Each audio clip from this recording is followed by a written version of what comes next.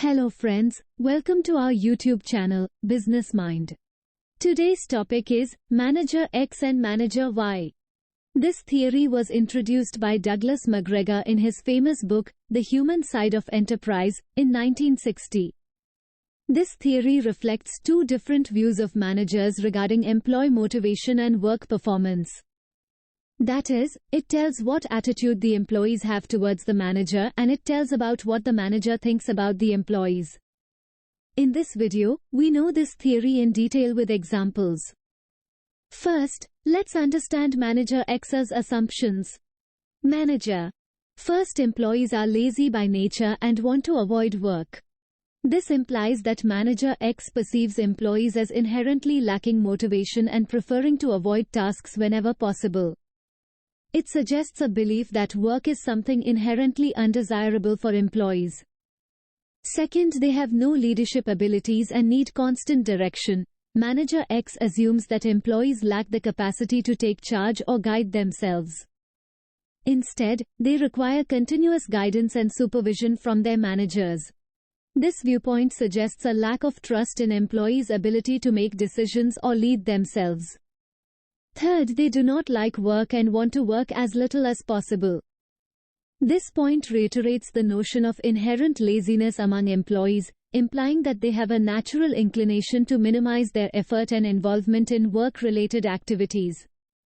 It suggests that employees are primarily motivated by a desire to avoid work rather than by any intrinsic interest or sense of responsibility.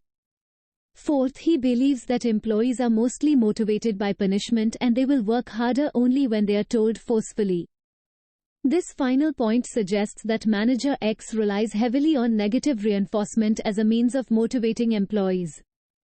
It implies that punishment, rather than positive incentives or intrinsic motivation, is the primary driver of employee behavior according to Manager X's perspective. Additionally, it suggests a belief that employees respond better to authoritative and forceful management styles rather than encouragement or empowerment. To motivate them to work, managers have to constantly give them instructions, monitor them, and control them. Manager X believes that the only effective way to motivate employees is through strict control and micromanagement. This involves providing detailed instructions, closely monitoring employees' activities, and exerting authority to ensure compliance. The underlying assumption is that employees lack the internal drive to perform their tasks without external coercion or oversight. Now, we will see in which situations the Manager X theory can be applied. When you're working with a new or inexperienced employee, it can be helpful to have a little more structure and guidance in the beginning. Second, repetitive or rule-based tasks. Some tasks are repetitive or rule-based by nature. For these tasks, employees may not need much autonomy. Clear direction and monitoring from Manager X can ensure that tasks are performed efficiently and accurately. Third, low-performing teams. If you are working with a low-performing team, you may have to take some drastic measures to get them back on track. Manager X's approach can help increase accountability and improve productivity in the short term. For example, a factory manager who follows the beliefs of Manager X keeps a close watch on the employees at all times. He gives detailed instructions even for small tasks and puts pressure on the employees to work continuously. Now, let's look at Manager Y's beliefs.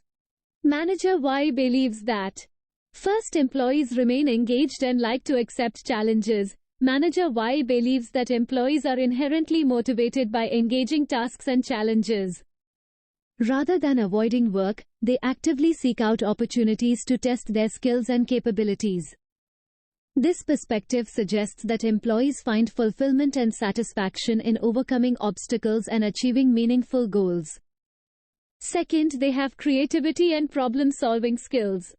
According to Manager Y, employees possess innate creativity and the ability to solve problems effectively.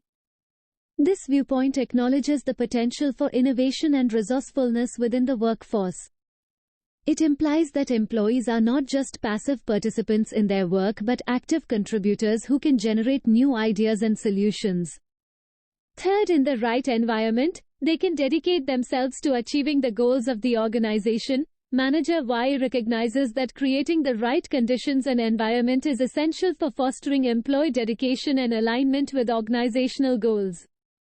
This suggests that employees are willing and capable of committing themselves fully to the success of the organization when they feel supported, valued, and empowered.